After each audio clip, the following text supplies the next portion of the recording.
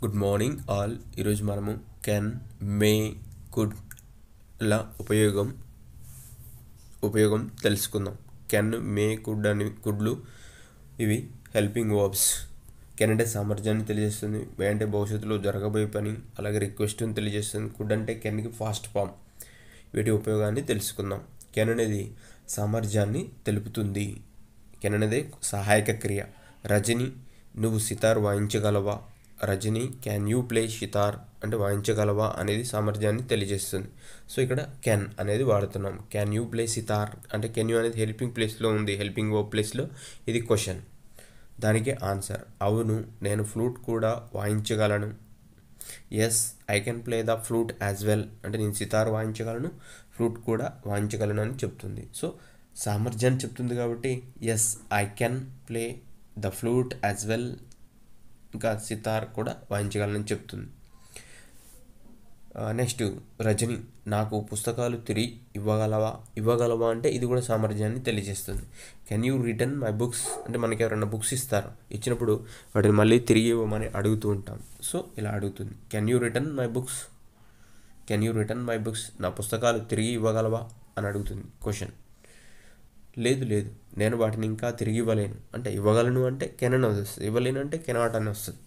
No, I can't return them at.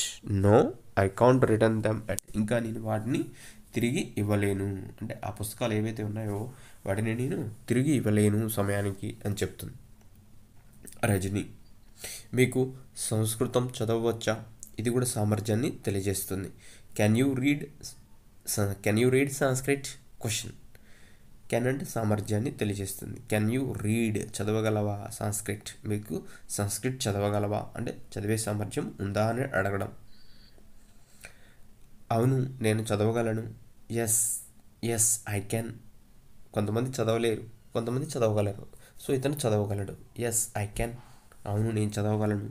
ఒకవేళ no అనుకోండి, no I can't.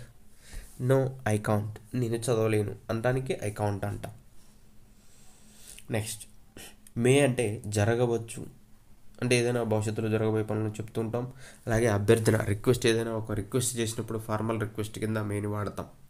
నేను లోపలికి రావచ్చా సార్? ఇదైతే సాధారణంగా మనం వాడే సెంటెన్సెస్ ఇవి. ఎందుకంటే క్లాస్ ముందుకు వెళ్ళగానే మొదట మనకు వచ్చేది ఇది, may I come in sir అని అడుగుతూ ఉంటాం. మే రావచ్చా అని అడుగుతూ ఉంటాం. టీచర్ ఏమంటాడు? ఆన్సర్ ఇలా ఇవ్వచ్చు, అవును మీరు రావచ్చు అంటే రావచ్చు అని ఇలా చెప్తాడు. Yes you may. రావద్దంటే yes you may not come అంటే నువ్వు రావాల్సిన అవసరం లేదు అని చెప్తాడు. సో మొత్తం అయితే ఇక్కడ అవును మీరు రావచ్చు, ఎస్ యూ మే అంటే మీరు రావచ్చు అంటే మీకు పర్మిషన్ ఉంది అని చెప్తున్నాడు. నెక్స్ట్ నేను బాలల సభకు హాజరు కావచ్చా సార్? ఇక్కడ ఏంది అభ్యర్థన, రిక్వెస్ట్ చేస్తున్నాడు అంటే నేను వెళ్ళవచ్చా పలానా సభకు, ఓకే వేరే దగ్గరికి వెళ్ళాలి అని చెప్తున్నాడు. మే ఐ అటెండ్ బాలల సభ సార్? క్వశ్చన్ ఇది. మే ఐ అటెండ్ బాలల సభ సార్? క్వశ్చన్ అది. నెక్స్ట్ టీచర్, అవును చాలా ఆనందంతో. ఎస్ యువర్ ప్లెజర్ అంటే విత్ అ గ్రేట్ ప్లెజర్ అంటే మీరు వెళ్ళొచ్చు. ఏదైనా పర్మిషన్ అడిగినప్పుడు ఇలా చెప్పొచ్చు ఆన్సర్, అవును చాలా ఆనందంతో. Yes with a great pleasure, చాలా with my pleasure you can go to the బాలల సభ. మే అంటే జరగవచ్చు అభ్యర్థన కూడా చెప్తుంది. సార్ స్టడీస్తో పాటు వస్తారా? మీరు స్టడీస్ అనే ఒక వ్యక్తితో వస్తారా? అకాంపనీ స్టడీస్. సార్ మే అకాంపనీ స్టడీస్. సార్ మే అకాంపనీ స్టడీస్ అంటే మనం స్టడీస్తో పాటు వస్తారా?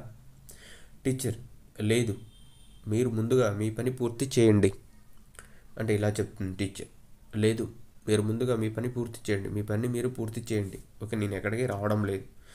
No you better finish your work first మీరు చేసే పని ఏదైతే ఉందో దాన్ని ముందు పూర్తి చేయండి, ఓకే. నెక్స్ట్ కెన్ అంటే కుడ్ అనేది ఏంటి? కెన్ యొక్క ఫాస్ట్ రూపం అంటే కెన్కి ఉన్న ఫాస్ట్ ఫామ్ని కుడ్ అని చెప్పొచ్చు. ఇక్కడ చేయగలను అని చెప్తుంది, చేయగల సామర్థ్యాన్ని ఫాస్ట్ రూపంలో వాడుతూ ఉంటాం. రాజు, ఈ పని నువ్వు ఒంటరిగా చేయగలవా అని అడిగినప్పుడు could you do this work alone, ఒంటరిగా చేయగలవా అంటాం. సురేష్, కుదరలేదు. Suresh, no I couldn't. Could అంటే ఫాస్ట్ ఫామ్, చేయగలను అని చెప్తానికి దీన్ని కూడా వాడతాడు. కెన్కి పాస్ట్ ఫామ్ ఇది. No, I couldn't. నేను చేయలేను. ఓకే,